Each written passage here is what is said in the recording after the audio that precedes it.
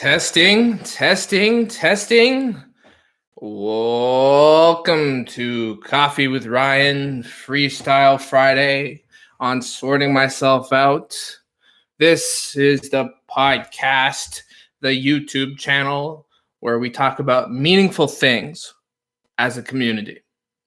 The Discord server seems to be quite awesome so far, and I'm enjoying watching the conversations that are unfolding there. The current discussion that is unfolding is about Greek philosophy, and I'm enjoying watching that. So thank you all for joining us. We're just gonna let a few people arrive, and today we don't have anything particular in store. Freestyle Fridays, I tend to keep off a particular agenda. What is going on, Adam? Welcome. What do you want to talk about today? On Fridays, I try to keep the topic open if I can. That's why I call it Freestyle Fridays. Sometimes it takes a more direct expression, a more structured topic, while other times it just kind of unfolds freely. And that's what I try to do on Fridays. So I know I'm supposed to be entertaining, God damn it. But today I feel like I'm almost drawing a blank. I know I need to be a performer. I need to deliver some sort of tangible entertainment. Although it's supposed to be about meaning, it needs to keep people engaged. So I have to, I have to be somewhat entertaining, even if I don't feel like it, which is tough sometimes because I don't feel particularly entertaining. So I'm going to try to force myself. And I don't mean entertaining in an artificial, like, oh, I have to entertain. And I don't mean it in a stupid way. I mean it in I have to be engaging. That's one of the things about being a YouTuber or a podcaster. Rain or shine, you got to put on your, presentation hat and give people something to participate with. So bear with me as I try to get myself in that mindset, because quite frankly, this week I haven't really been in that mindset. It was very helpful to have my friend, the anonymous philosopher, on Wednesday to talk about Neoplatonic philosophy and Christianity, because it helped me get my mind off of everything that's been going on. Mercury, welcome, brother. So how am I feeling? I'm doing okay. It's been a really tough week for my family, and we've been watching my mom go through excruciating pain in the hospital. She's been undiagnosed for a while, and they're now starting to find signs of hip misalignment, which is compressing her spine, which is causing pinched nerves, which is causing the excruciating pain. And actually, just last night and this morning, the pain has started to go down. So we've all been spending a lot of time taking shifts in the hospital. And we've been like, I'll do a night shift, then somebody will come take my place in the morning, then somebody will come after that, and then I'll go back. So we've been spending a lot of time at the hospital, and my whole family is pretty much exhausted. But we think my mom is going to get out of this okay. And this whole partial diagnosis of hip the hip issues, that might be what's going on here. So we're following that lead, and her pain is starting to go down finally. So thank God. So that's how I'm doing. I'm exhausted, and it's been emotionally exhausting and physically exhausting this week. It's weird when these sort of events happen. There's a gravity to it, like an existential gravity when something major happens in life that makes everything else seem almost meaningless. It just all the things that I thought were important, and then my mom got sick, and it was like, oh shit, what's really important in life, it just changed my perspective on things. I don't know how to explain it. Adam, thank you for bringing in a topic. I appreciate it, brother. Do you listen to Akira the Don in the Meaning Wave? Yes, I do listen to Akira, and I like his mixtapes. I love that kind of chill step music. I like the Alan Watts ones. I like the Jordan Peterson ones. I love what he's doing because it reminds me of alchemy. And for those of you who aren't really familiar with the concepts of alchemy, it's mixing. Obviously, traditionally, it's mixing compounds and chemicals, but it got bridged to symbolic. Now, alchemy is viewed symbolically, and he's mixing energies. Alan Watts, Jordan Peterson, Jocko Willink, on and on and on. And I like how he's mixing music to these very different speakers, these very different philosophers. And the reason I like it is because I believe that they add different elements to reality. They're all true, right? Jordan Peterson, to me, there's a real truth in what he says, but there's also a real truth in what Alan Watts says, in my opinion. So they're representing truth from totally different perspectives. Alan Watts is not a clean your room type dude. He's an existential and spiritual philosopher that embraces chaos more so than order, in my experience. Whereas Jordan Peterson embraces order more so than chaos. Anyways, let's keep trucking through these comments. So yes, I like Akira the Don very much, and I think what the project that he's doing, creating music and mixing them in with speaking lectures and things like that, is a really cool project, and I think it's going to continue to evolve, and it's going to change. It's going to change the genre. It's going to change chill step music. It's gonna bring in a whole new element of music to the future, and maybe that'll be like a mainstream type of music one day. Gloff says that was a good talk. Well, I appreciate that. I thought you would like that because of your expertise in ancient philosophy, particularly Greek philosophy. I'm a noob when it comes to Greek philosophy. I would say my area of somewhat competence is in more recent philosophy in the last few hundred years. So I need to continue researching the older, deeper philosophers because that's where things have been built off. So I want to continue to learn more. And I've learned every time I've talked to you, Gloff, or the anonymous philosopher, I've just learned a ton. And I really wish that with the anonymous philosopher, I could have him on more often. But unfortunately, I just don't know if it's possible. I guess I could create a YouTube account for him that has a icon on it that's just called the anonymous philosopher, and he could come on every once in a while and talk to Mercury or I. But the only problem is his internet is just not good, so he is not really connected to the virtual world. Daniel says, hi. Hey, Daniel, welcome. I'm glad you're here. Adam says, sending your love for your family's pain. I'm glad you seem like you're okay, I think is what you mean. Yes, I appreciate that. Thank you very much for saying that. Grizz says, glad to hear there being less pain. Me too. I think that she's going to be okay. Now that we have a lead into what's going wrong, we have we have something tangible to follow, which alleviates our anxiety. There's nothing more anxiety provoking than a mystery illness with high pain. That's horrifying. When we have something to hold on to, as long as it's somewhat tangible, it just relieved the whole family.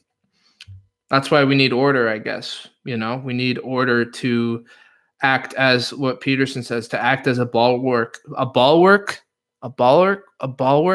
He says something like that against chaos. It's a word, bulwark. It's not a word I ever fucking use, but it's a word. I just used it now, so I guess I use it. Anyways, Mercury says, I'll keep praying for your whole family. Thank you very much, everyone. You all are too kind, and I really appreciate it. And I know that everybody gets sick, and that's everybody's family goes through pain, and I just hope that we can all support each other. We create Griswold Grimm was kind enough to create a Discord conversation thread just for support. And so actually, Grizz is doing a great job with the Discord. We now have about 10 different topics. somewhere around there, maybe less. Physical sorting, philosophical sorting, um, literate reading sorting. We have other conversation threads. I mean, I'm not thinking of them all right now, but it's fantastic, and everybody's taking advantage of that. This week, we've been talking a lot about Plato and Greek philosophy and other things like that, since Wednesday kind of sparked that conversation. So I don't know if Grizz, if you have the link or anyone has the Discord link, but if anyone wants to share it in this chat, we'd love to have you if you're not on there. It's been fun. Okay. Adam says, responsible person to support your family. Glad the rest of your family is helpful. Well, I kept thinking, Adam, and thank you for saying that. I kept thinking about what Peterson says. Like, do you want to be the type of person when something happens, when a tragedy happens or something difficult happens in life, that do you want to be the person that's melting down and can't handle it? Or do you want to be the person that your family is relying on?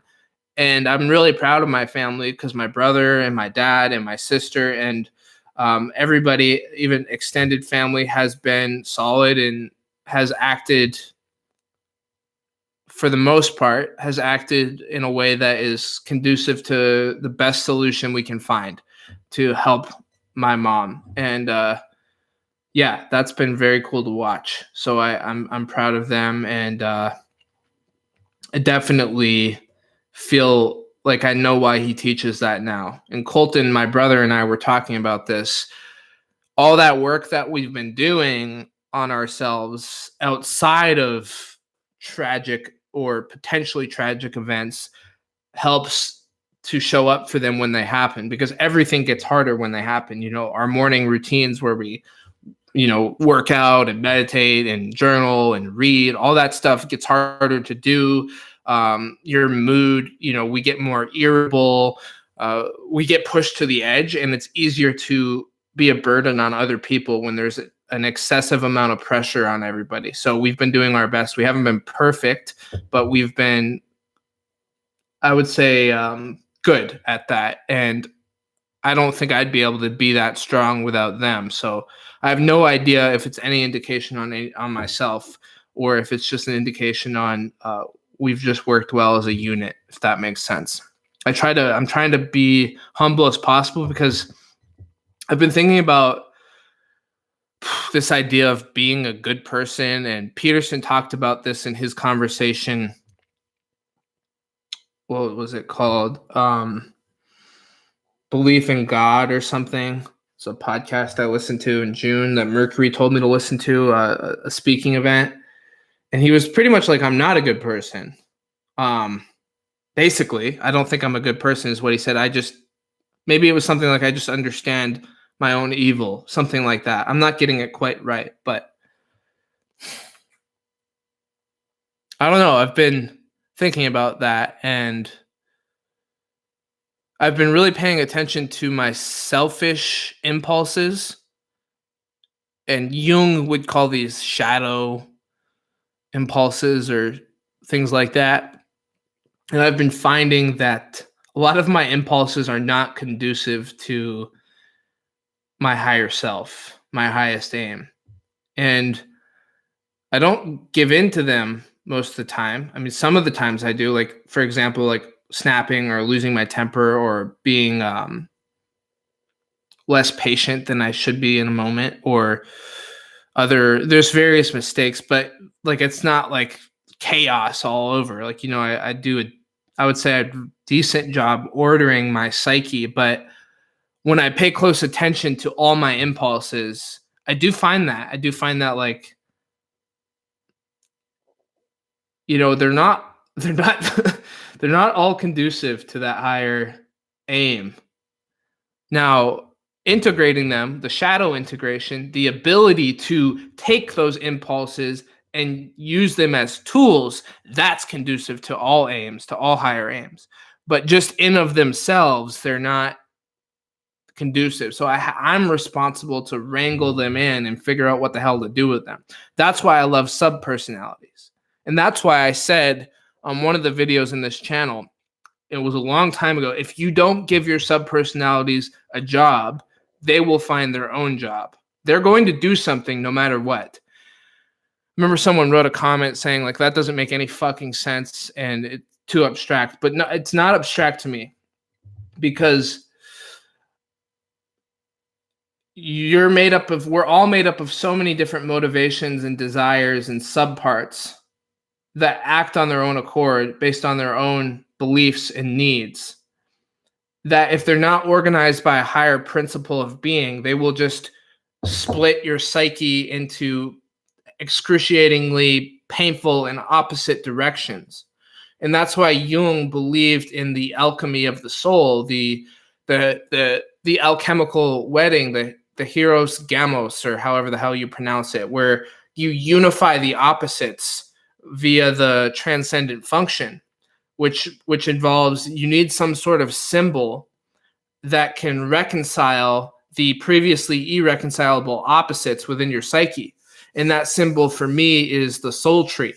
And the tree for me it's an image of my higher self, of my highest aim, and the best parts of my being, that allows me to hold the tension of opposites within my psyche without being split into irreconcilable fragments, without having a fragmented and disoriented and chaotic psyche. But I noticed that that's an ongoing process. Like I don't feel like I'm where I should be or where I could be with that process. I feel I'm just scratching the surface of how good things could get, like Peterson talks about.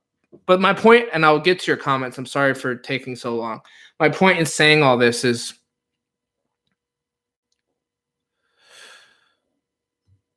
like being a good person.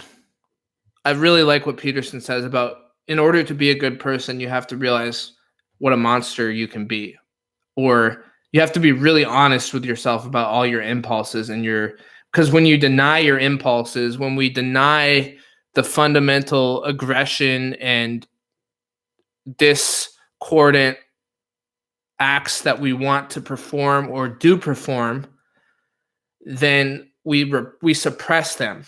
And when we suppress things, they come out sideways. They sneak through the back door. That's what I mean. If you don't give them a job consciously, they're going to take their own job unconsciously. So the subpersonality will effectively do something when you're not looking. And then you'll wonder, like, why the hell did I just snap? Or why the hell did I just, what's another example? Let's say you're trying to eat healthy. Why the hell did I just eat that donut? Like I just did it, and I wasn't even aware of myself doing it. It's because we haven't integrated all the impulses into our consciousness. So those impulses take over when we're not focusing or paying attention. I don't know if that made any goddamn sense at all, to be honest.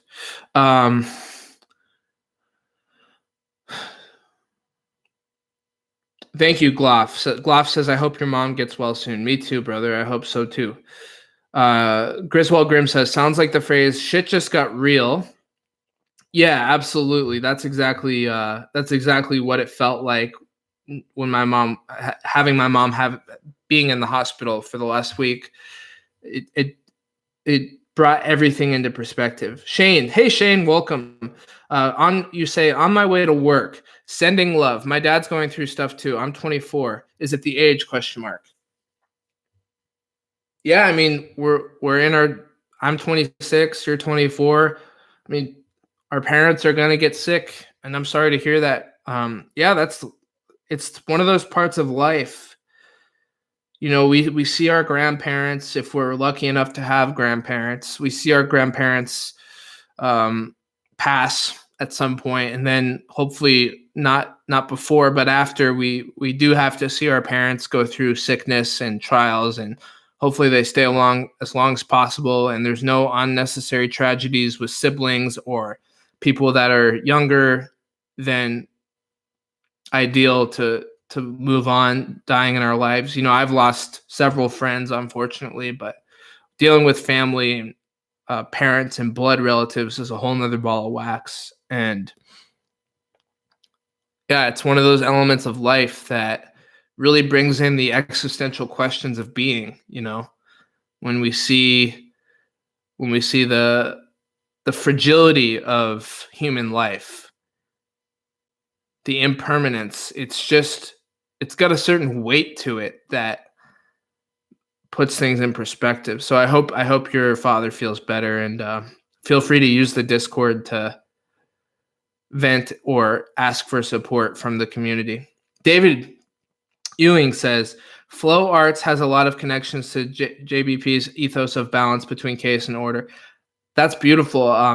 And flow arts, when we think of flow arts, give me some examples, David, because when I think of a flow art, unless this is a technical term, I think of anything from painting to archery to playing sports to anything that gets you in writing, anything that gets you in that flow state where you're balancing, you're on the edge of chaos and order. And that's actually a state in your brain neurologically that we could talk about sometime on this channel, where the parasympathetic and the sympathetic nervous system are both activated. So it's called quiescent and acquiescent arousal. So you're both elevated and soothed at the same time. So the parasympathetic nervous system is responsible for soothing.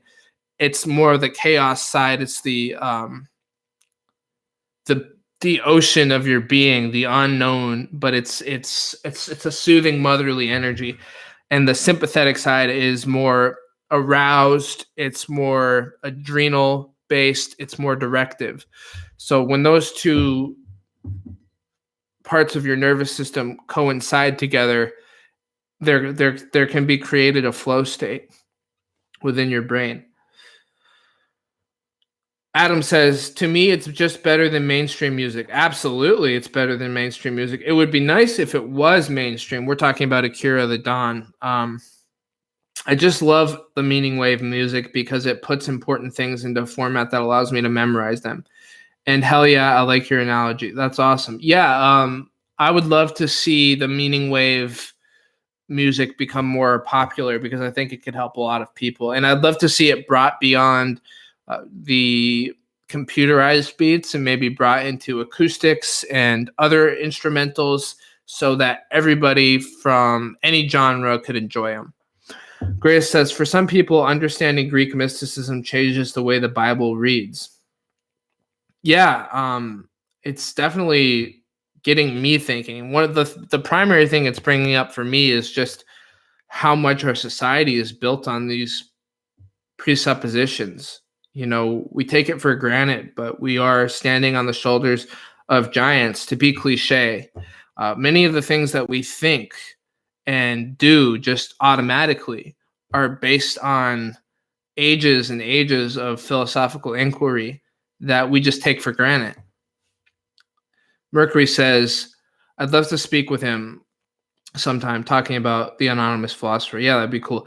Adam says bulwark. Okay, got it. Bulwark. And I think it means like a structure that holds something up. It's Bulwark. So let's look that up real quick just to sort Ryan's. I mean, maybe you all know and I'm the only one in the dark, but let's sort Ryan's vocabulary out. A defensive wall. Synonyms are wall, synonyms. Wall, rampart, fortification, parapet, stockade, palisade, barricade, embankment, earthwork, breastwork, berm. Wow, earthwork and breastwork. Those are interesting. Breastwork. I just don't know about that. I don't know about that. I don't know if I'm going to incorporate that word into my vocabulary. Boom,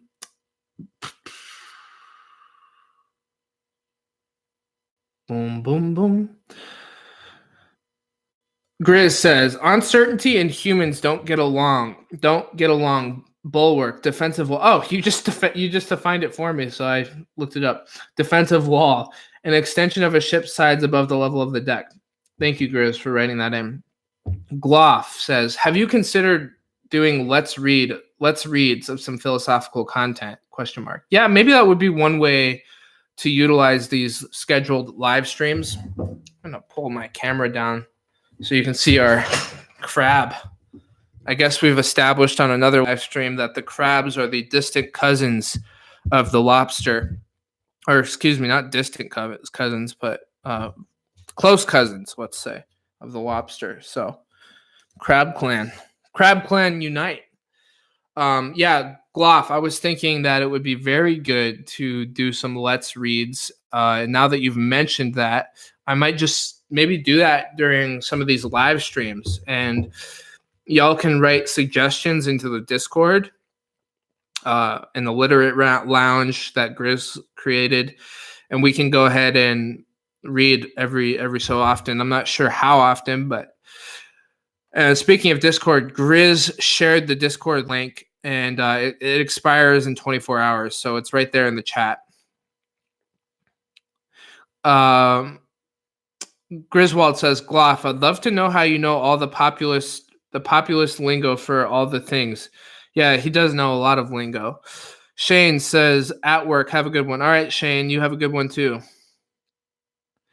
Mercury says, what's a Let's Read, Gloff? Well, okay, I think where he's getting Let's Read from, there's a Let's Play on YouTube. Video games are one of the biggest pulls into YouTube, as many of you are aware.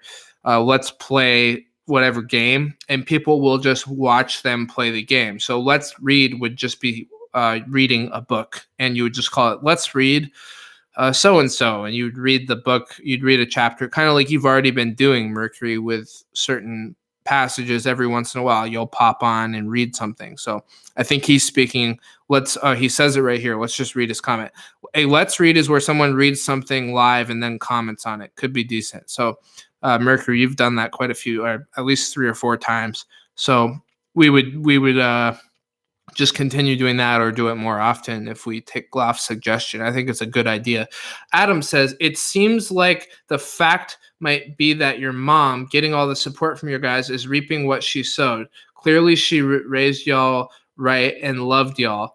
She's getting dividends now. Well, that's very sweet thing of you to say, Adam. And she keeps saying how much she feels supported and loved by us. And yeah, she did a great job with us. And we're very lucky to have good parents, and it does make a difference the way that she's been there for us in the past. So we're very blessed to be able to support her and to have a family that cares for one another and shows up for each other.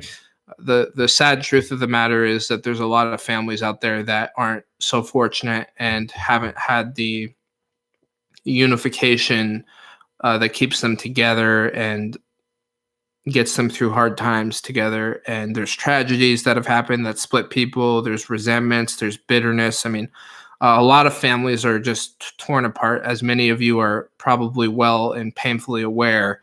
And so we're doing what we can to keep ours together. It's not always easy, but we love each other. And so, yeah. So my heart goes out to everyone else as well, because life is tough, and keeping families connected is a no small task.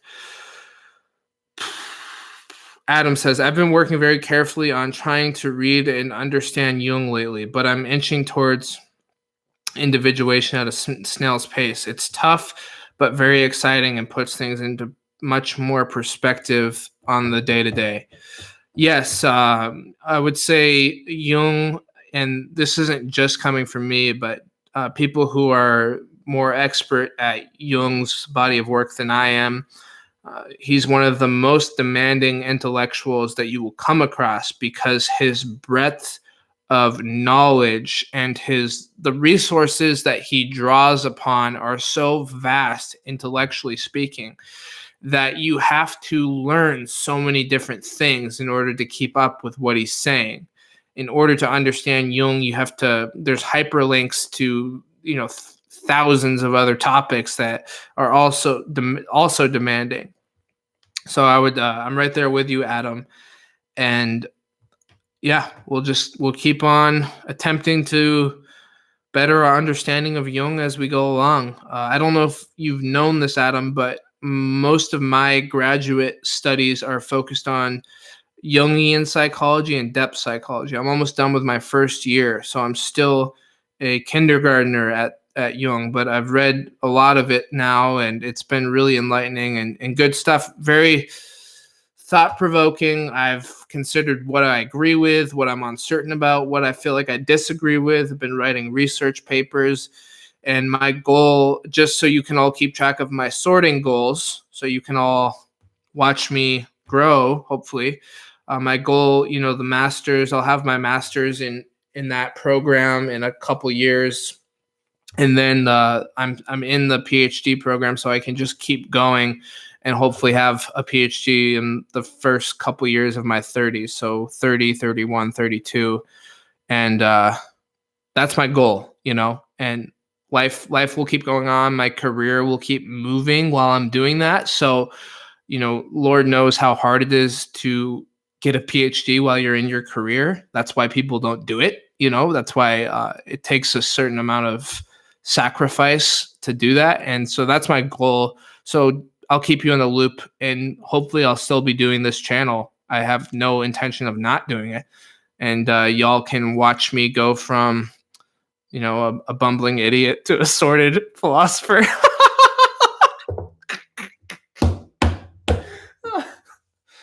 Am I too hard on myself, or am I just realistic? That's the question. Or am I too hopeful? Oh my God. Sorry, I cracked myself out.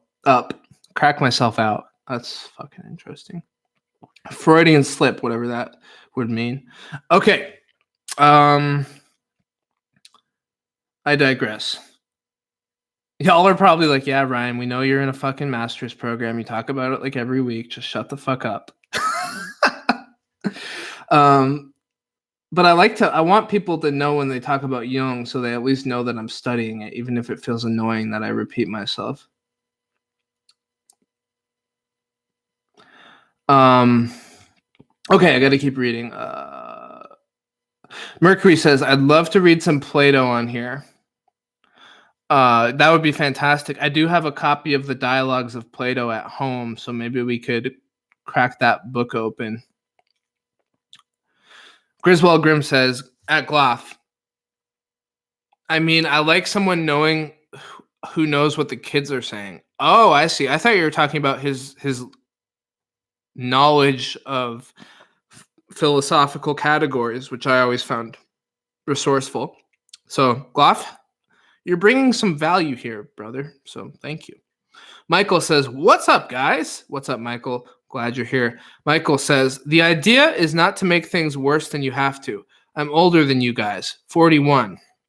And my parents had me later in life. Peterson is right about not fostering resentment, existential. Hold on. Sorry. I get distracted because a comment got held for a review, but I just approved it.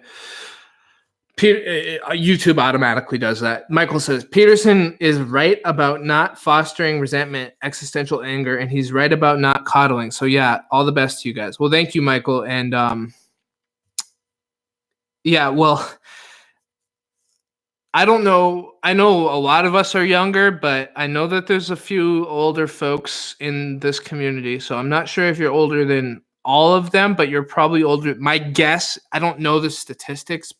Well, the analytics on YouTube I could pull up, but yeah, you're probably right about that. You have more experience. That's something I've been thinking about recently. Experience and wisdom. And just looking at my uncle and my father and my older cousins, I have this respect for them that I wish I had when I was a teenager now, because I see the navigation in their life. Those who have successful families with their jobs, those who have gone through divorces and are struggling but are still pushing forward. They have wisdom and experience that I don't have.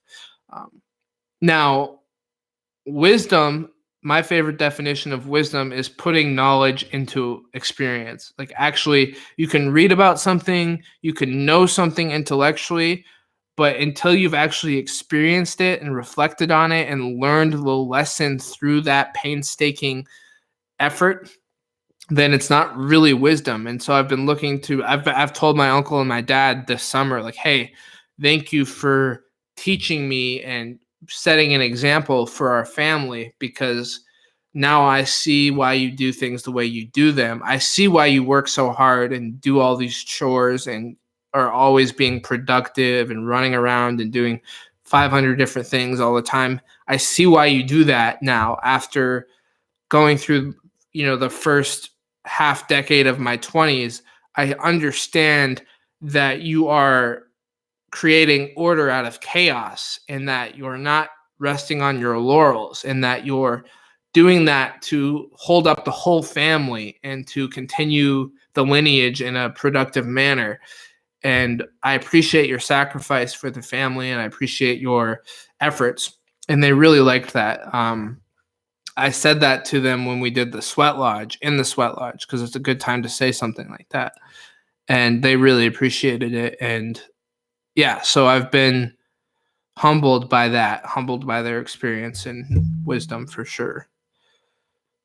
Adam said, I laughed out loud at breastwork. Yeah. And Michael said, Adam, I know, right? I just can't imagine why I would use that word. Michael says, I'm doing Freud's interpretation of dreams. It's a good read, but sometimes I feel Freud is pedantically tedious. Yeah, it's true. I prefer to read Jung, even if I don't get everything. I can always read him again. Yeah, Jung, it's tough to get on board. You have to really sit with it and read it, and eventually you'll get it. That's been my experience, at least, after being assigned so many of the readings. And also, if you're more right-brained than you are left-brained, you're more likely to understand Jung. Jung was a very creative philosopher. Now, he was also very logical. He had good rationality. He was very smart in many ways, but he was just impressively creative, off the charts in creativity, that's for sure. So to be able to speak that language of creativity, there's a poetic side to it. There's a poetic interpretation that needs to be accessed, I think. Kind of a very metaphorical way of thinking. Adam says, that's uber exciting about your PhD work. I'm proud you're doing things in the world. Thank you, Adam. That's very nice. It's my ambition. I just haven't gotten on the track. I've been sorting myself out in the restaurant I work in. Well, that's fantastic. And keep that up. That's very important. And I love that you're applying the Peterson teaching of starting where you're at and doing your best with it. That'll take you a long way. And yeah, the whole question of education is an interesting one. The institution, I would, any liberal arts program, any soft science program, I will warn you against not doing it, but I will caution you to really carefully consider it, because the postmodernism is real and I have to deal with it all the time. And luckily, because we're studying on Jungian psychology, there is some escape from that a little bit, but it still makes its way in more than I would like. And I'm not talking about reasonable postmodern discussion where we talk about relativity and linguistics and meaning. I'm talking about ideological possession, okay? Because postmodernism in of itself is a philosophical question, okay? It's worth exploring and it's worth respecting it as an idea, because if we don't respect it as an idea, then we won't be able to argue against it, right? You know thy enemy, so understanding it is important. But the student body, I don't think any university is escaping it right now, is particularly toxic and difficult to deal with. And I don't want to get into stories, but let's just put it this way. It's a pain in the fucking ass. And then every time it happens, I'm like, God damn it, Jordan Peterson's right. Every fucking time. So Griswold Grimm says, Freudian slip, crack myself out, would imply you secretly smoke crack, right? I don't know. I don't know.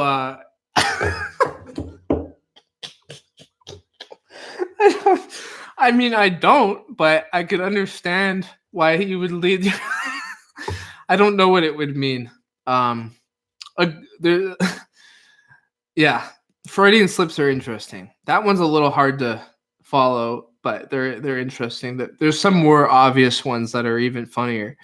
Lobsters, Levi says, lobsters are related to crabs and crabs are related to spiders. And I hate spiders. They need to piss off back to their own planet. Zeno, the Scientology overlord, is said to be a highly evolved spider. You say JKS. Or just kidding. Without spiders, there'd be no Spider-Man. Levi says, with maybe a hypnotist could work with my love of Spider-Man for my fear of spiders. I don't want to fear spiders. I just can't help it. Fear of spiders, Mercury says, might be hardwired for some of us. Yeah, well, that's evolutionary. That's an evolutionary truth, I think. We are meant to be afraid of spiders and snakes. Griswold Grimm says, anything else you feel like sharing about the Sweat Lodge experience? Sure. Wow, I am behind. Sorry, everyone. I'll try to catch up. The Sweat Lodge was very powerful, and it took all day to set up a huge bonfire. We had to find the proper stones, granite stones.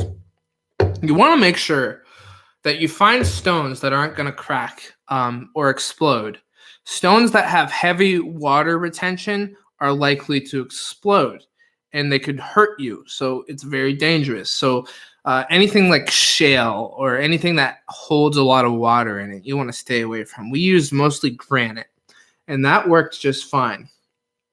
You want to build the fire so that it's quite large. You want it to really burn for 3 or 4 hours, and you want the stones to be covered with coals and embers and flame and always so you can't see them. So they're really you want them to be glowing red all the way to the core. And you want a big bucket of water with some type of ladle that's not plastic so you don't breathe the toxins in. You do not want to cover your lodge with any synthetic materials. You want to use some sort of hide, like an animal hides or wool blankets or cotton, stuff like that. You want to use really pure materials because it gets hot enough in there that if you're breathing in those toxins, you could kill yourself. And there's a lot of bad horror stories. So doing sweat lodges, I wouldn't advise it unless you're with an expert, and you got to get trained properly. And if you ever want to run them on your own. So I would look into communities in your area if you're interested. They're good things, but you got to be careful about who you do it with. And yeah, that's a whole nother ball of wax. But anyways, we get into the lodge. It takes all day to set up, and we do the ceremony. And we just shared as men, and there was one woman with us in there, but it was a very masculine lodge, very talking about being a man. There was parts of that, and then she brought a feminine aspect to the lodge that was refreshing and needed. And yeah, we just shared about it was a very opening, it was a healing lodge. So we shared about things that were weighing on our minds. We shared about the issues that we were struggling with. We we appreciated the wisdom of my uncle and my dad and their life experience, and they brought in some really awesome lessons that we needed. My brother and I really needed to hear, and we felt really close, and it was great. I can't really share their experiences because they're theirs and it wouldn't be right, but I can share my experience. And I really, I shared about wanting to learn how much to push myself and when to let myself relax. How much order do I need? How much chaos do I need? Because sometimes I can really be structured and organized, and other times I can just really surrender and meditate and flow. And I wonder when I'm reaching the point where I'm pushing too hard and when I'm being too relaxed. And I also look to them for example of how to organize my life, because they're in their 50s and 60s, and I see that they've learned how to live life in this world. And so I look to them for counsel and wisdom. And it was a beautiful and meaningful experience.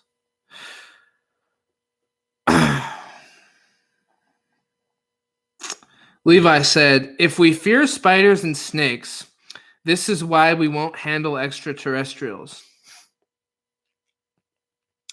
I think I get the connection you're making, but I would need a little more exposition. Benjel says, good morning, sortie boys. Nice. Soon to be sortie men, I hope. From boys to men. And women. We cannot forget the lovely ladies that join us on Sorting Myself Out. All too often, we speak to each other as if it's only men here. But we all know damn well that there are, whether it's not nearly as many, but there are some very awesome women in this community. We've got, I don't want to forget all of them, but Sal, we've got Angelina, we've got Adela Darling, we've got I can't even name all of them. There's a lot. Okay, I'm sorry if I didn't name you. My brain's not great at remembering names, but my point is we can't forget about them. So let us rejoice.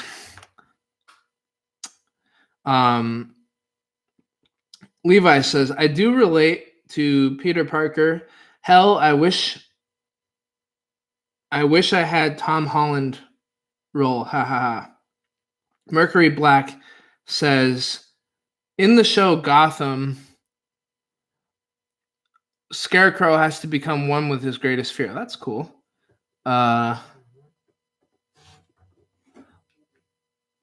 Mercury. Oh, here we go. We got Michael. Sorry, everyone. People keep calling me. Michael says, I don't care about the age thing. Most of my friends are generally younger or older. My generation is perhaps the most spoiled, entitled, etc. And essentially the SJW Pomo generation. Really? Everyone usually blames millennials. That's an interesting take. I guess I could see that. But yeah, I mean, yeah, age is interesting. It matters, but it doesn't. And it does matter because experience does matter and time matters, and also you can be 18 years old and you can have something that other people don't have. You can be 18 years old, you can have some sort of gift or potential that a 60-year-old doesn't have. So it's all over the place. There's a give and take with all of it.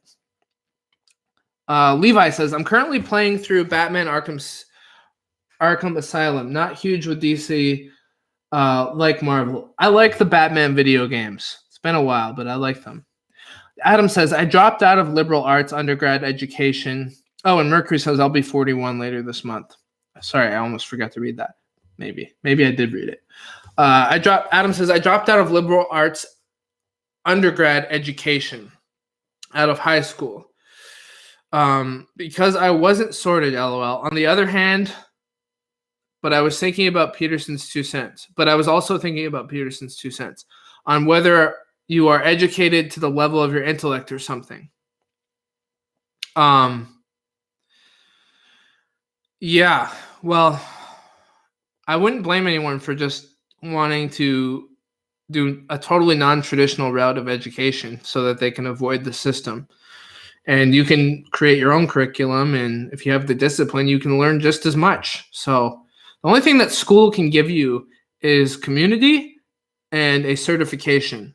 Other than that, you can structure yourself. You can learn those things, and you just have to be able to discipline yourself to do it. So you can get the same level of education, but it just really depends on how much you need the certification.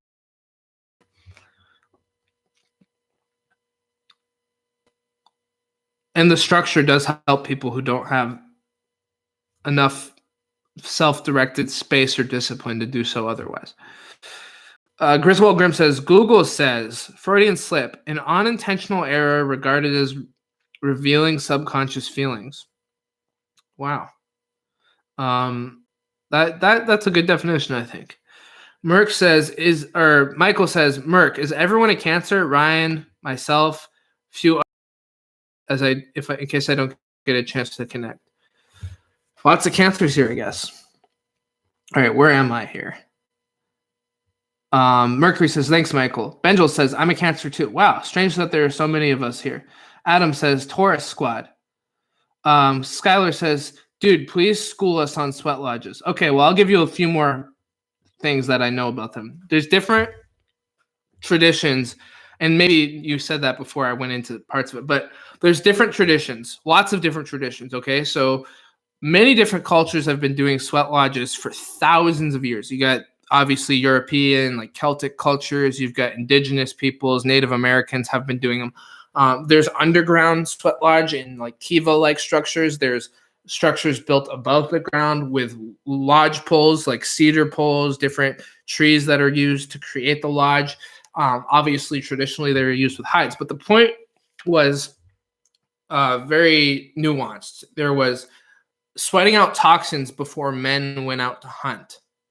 And when you go into that lodge and you get really hot, you sweat out your human smell. And then they would cover themselves with dirt and camouflage, and they would go fasting. They would fast before the lodge, and they would go hunting hungry. Why do you want to hunt hungry? Because your adrenal system is gonna be more activated. You're gonna be a better hunter if you're hungry. So they'd go in there to also honor the animals, to honor the hunt. They wanted to respect the hunt as a sacred ceremony. And you'd also do a certain set of prayers. May I have good fortune on this hunt. May we bring livelihood and food to our tribe. So that's one aspect. Then there was woman lodges where they would, the sacred feminine would go into the lodge together and they would do their own thing. Not sure what that all entails. So then there is different ways that lodges are structured. There's usually 4 rounds that correlate with the 4 directions: east, south, west, and north. East is inspiration, new beginnings, springtime. East is intention setting. East is looking forward to where you're going. South is the summertime. It's the middle of the day. It's the time to take care of the details. It's the work. It's the small, minute ways that you get things done. It's putting your intention into action. That's the South. The West is more reflective. It's reflecting on what you just did, what you learned. Who does that make me now? So now you're entering into fall, and you're kind of redefining yourself again. Like, who am I now after I did all that? So you're at the sunset as well. That's also correlated with sunset. And so you're taking that experience and you're looking at it. And this can be a time of like deep questioning of your identity. You know, you just did all this. You went through this process. And what does it mean to you? And then the north is the winter. The north is correlated with the elders. The north is wisdom. And the north is kind of quiet. The north is the elder that is passing into the spirit world, so to speak. And so when you're in a lodge, you go through these stages metaphorically. They're the stages of life. They're the stages of the seasons. They're the stages of transformation. They're the stages of the day. These 4 directions are seen in every aspect of life in some way or another. So that's how lodges are typically structured. So each round has a different tone to it, has a different energy and a different purpose to it. And usually they're correlated with those.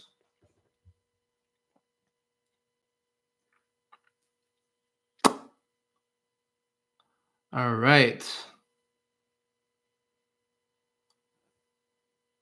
Let's see here. I hope that was enough information. There's much more educated people on lodges than me. Michael says, Adam, I didn't finish my degree either. Music, hand injuries, depression, and insecurities piling up. In my case, The problem with school wasn't social. Mercury says, early happy birthday, Benjels. Benjel says, cheers, Merc. Michael says, today I would not bother with school. There's no value to me in finishing a piano performance composition undergrad, and doing literature and sociology is not a good idea at the time. Michael says, Ryan, we're the ones teaching this garbage to millennials. Millennials get red-pilled, and I don't mean they're turning conservative, but becoming ideologically sober. That's true. Very good point. Turbo Connor says, I'm so confused. Sorry, Connor. These live streams take many a turn. I hope that you will stick with us long enough to find some semblance of meaning, so you're not left in whatever the fuck I defined this live stream as. What did I call it? Random name pull. Something like chaos. Let's see what I called it. It's Freestyle Fridays, Turbo. So you do have to expect the style to be completely unpredictable. A world of madness and chaos. Freestyle Fridays. So that's kind of how Freestyle Fridays roll. I'm just going to be as chaotic as I can on Freestyle Fridays. Michael says, oh, I already read that. Michael says, anyways, I'm starting to learn that it's possible to have an income without university. Maybe I can make the money thing work, but school equals success was forced down my throat since I was a kid. Yeah, don't buy into that bullshit. Listen to some Gary Vaynerchuk or some Elon Musk. Get your mind out of that trap. You don't need school to be successful. It's just not true. You can do many things without a traditional education. Griswold Grimm says, that's appropriate in a world of madness and chaos, Turbo. My point exactly. Where should I start? I feel like I don't speak the language. I can feel it, but it's still kind of over my head. All right, Turbo, we're gonna be there for you, man. I want you to be a part of this community. So whatever I have to do to make you feel like you're a part of it, you just let me know. Right now, I'm just reading comments and taking a trail taking the road wherever it goes, following wherever it goes.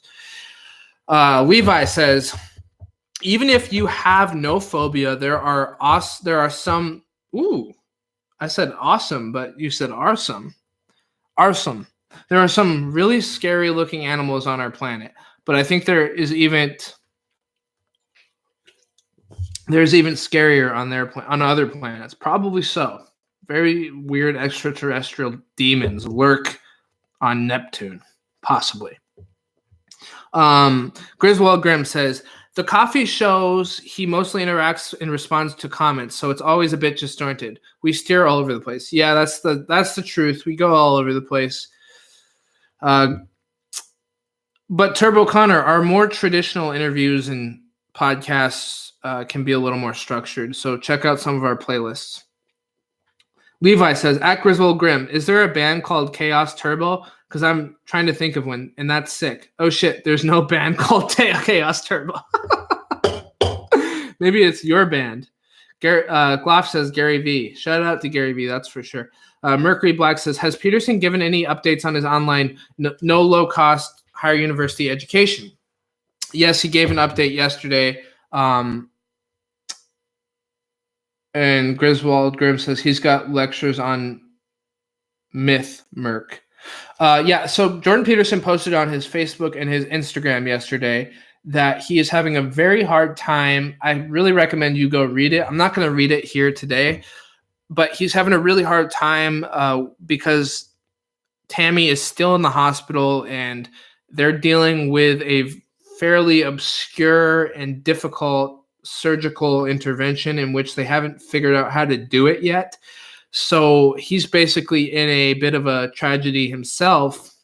And he said, listen, I'm just in a place in my life right now where everything's different. I can't work.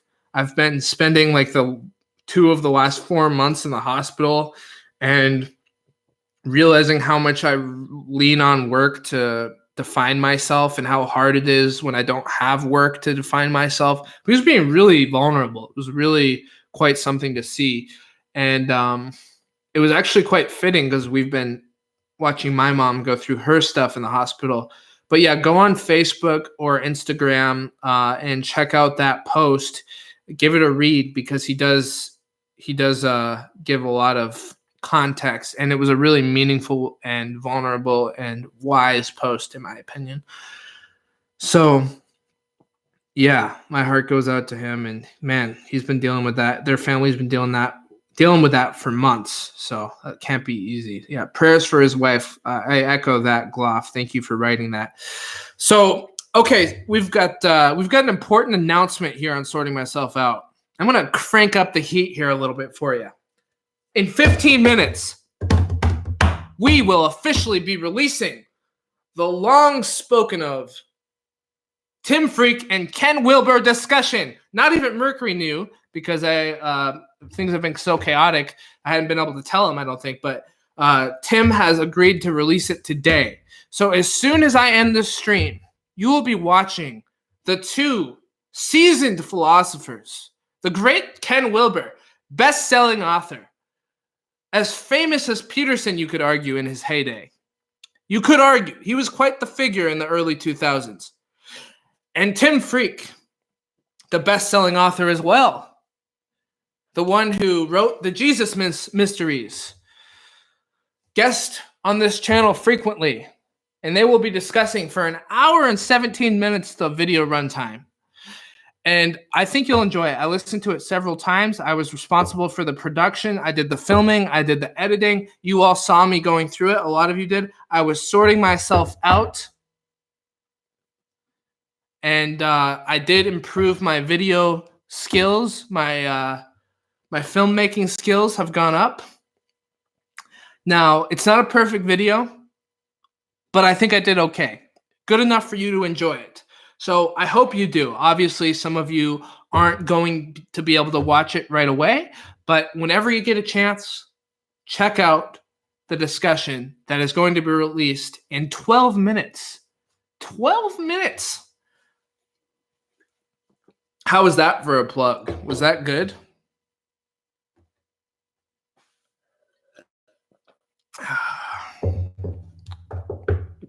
And yeah, so I'm gonna end this just so we're not stepping on another video while we're doing. You know, I don't want the channel to be doing two things at once. It's kind of annoying. Okay. Levi says, Ryan, check out my skate vids on my channel. You might enjoy to see me. Okay, sure. Sounds good. Levi Prout, skate videos. I'm actually going to write that down. I'm going to take that request seriously, Levi. Levi skate video. You got it. I should write your last name so I don't forget. All right. Oh, I'm so sore. Oh, yeah. Another sorting report. I've been running a lot. 5 mile for me. I know some of you out there are fucking marathon runners and you're probably laughing in my face, but it's a lot for me. 5 miles, 6.2 miles, 5 miles, 6.2 miles, and then swimming across the lake. So I run and then I swim and it's amazing. You feel great, but I needed to stretch, man. I'm so tight. I'm only 5'7", so I'm a short fellow. And luckily I make up with it with smarts and big muscles. I'm just kidding. I'm just being ridiculous at this point. No. So I'm not very flexible. Let's just put it that way. I'm kind of stocky and tight. So I do all this running and I do a lot of like push-ups and pull-ups and different exercises. But then I need to stretch. That's my goal, is to get back into yoga. I got really into yoga over the winter. I was going to hot yoga classes. So good. So good. I was doing that like 2 or 3 times a week. But all this running has got me tight, cramped up. But as far as physical fitness, I'll give myself a sorting 8, if I had to rank myself. Spiritual fitness, give myself a sorting 6, because but being living with family for the last couple weeks, I don't think I'm at my best. I'm still doing my work. I'm still doing my routines. I'm still doing my journaling. I'm still trying to take responsibility, but I've just been a little more resentful and irritable than usual. You know, being around family for several weeks will do that to you, right? I mean, it's been about 3 weeks almost at this point, actually. So I'll give myself a sorting 6. Physically, sorting 8. Spiritually, sorting 6. Not quite where I need to be with my spiritual fitness. Now let's move into school.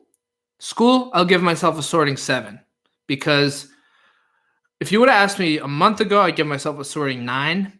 But because of all the distractions around here, I'm not quite on the ball with school. I'm still keeping up. I get all A's. That's all good. But my standards of educating myself have fallen back a little bit. So I'll give myself a sorting 7 in school. What else? Community. Let's rate my community, like my family, my friends. I'll give myself a sorting. Well, I'm going to give myself a sorting 7 or 8, right on the edge there, because I think I've done good with. We've done good, not just me, but we've done good supporting my mom and doing our best to treat each other reasonably while we're all staying here together. And so I'll give myself sorting 7.5. Now let's rate how I'm doing on this channel. I'm going to give myself a sorting 5. Okay. Maybe I'm being, I have a vicious critical part of myself that can be too hard on myself. So it's always hard for me to tell if I'm being objective. But I think I've been doing good with keeping my commitment on these live streams, which is good. And that I'm definitely, I feel good about that. But we've fallen behind on editing videos and cranking out content that is more extensive and more organized. And I just haven't been doing it. I've got content. I've got Strachan videos waiting to go. Now I've got this Wilbur video that's going to get released, so that'll bump us up a little bit.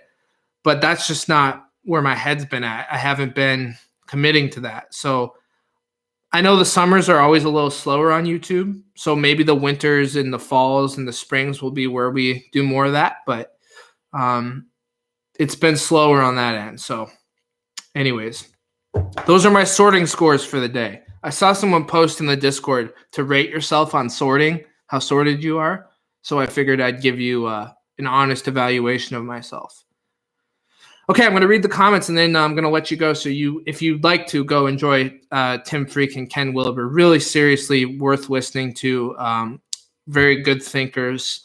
They will give you perspectives that might further your process in life. And if anything, will be entertaining. So let's read the rest of the comments and then I'm going to sign off. Gloff says, I'm stalking myself to this info. Griswold says, is that post-irony, Gloff, or just crass? Levi says, oh, I already read that. Gloff says, just normal irony, LOL. Adam says, I love this community and ones like it scattered and peppered about on YouTube and beyond. Fantastic, Adam. We're glad to hear it. It's so helpful and wholesome stuff. That made my day. Thank you very much, Adam. It's people like you that make this work. So thank you for being here, everyone. Michael says, at Levi Proud, just subscribed. I don't skate well myself, but I love that shit. Smiley face. Fantastic. Levi got a subscriber today. Mercury says, this community loves you too, Adam. Absolutely. Levi says, my first video been destroyed on YouTube copyright. They tore the music. That's too bad. I'm going to keep cruising through here. Michael says, Ryan, check out Tom Merrick's channel. Good stuff on stretching. I'll write that down. Tom Merrick. I'll write it down here real quick. All right. Levi says, highly Tom Green inspired. Michael says, Levi, if the skating's good, re-upload with a different song. I'm going to skip down here to make sure I can get through these. but they're talking about skate songs. Benjel says, I second the Tom Merrick shout out. Got it. The video, Levi says, the video has edited subtitles of the song. I just haven't gotten around to redoing it. Gloff says, I'm a sort 6.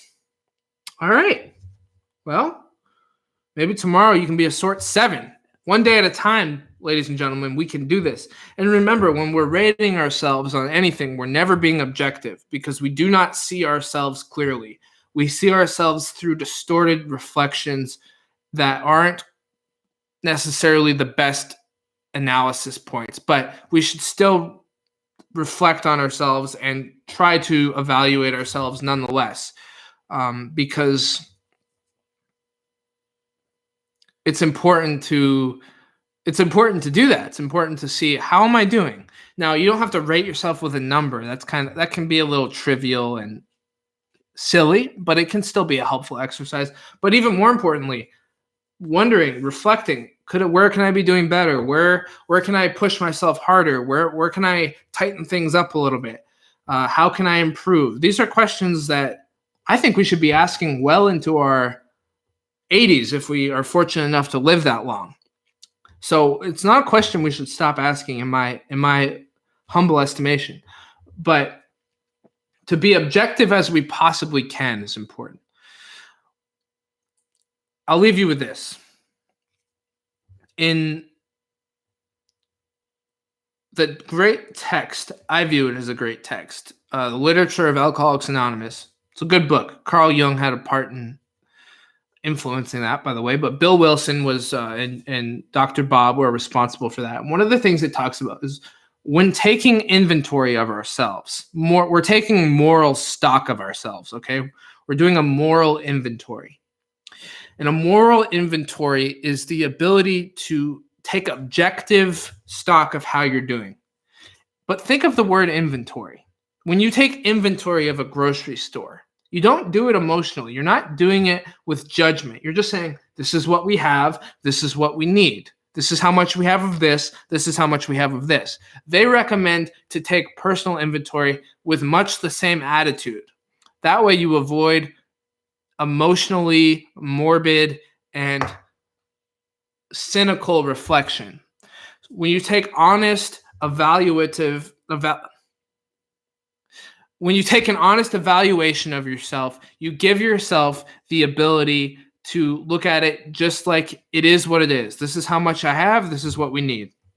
And so it removes that emotional reaction to judging yourself or being too hard or not hard enough or any of that bullshit, and just being honest. This is how I'm doing. I could be a little less of a resentful asshole. I could be a little more conscientious. I could be a little more open-minded, whatever it is, and you leave the morbid judgment out of it. That's what they recommend. I think that's a very good strategy. Anyways, see ya. 1 minute and the Wilbur discussion with Tim Freak will be released. I love you all very much. Thank you for joining me with the Friday Chaos. Turbo Connor, I hope that you hung in there and that you were able to get something out of it, even though it was chaotic. Mercury, thank you for being such a great co-host. Griswold Grimm, thank you very much for doing such an awesome job with the Discord, and thank you to the rest of you as well for being such an amazing community.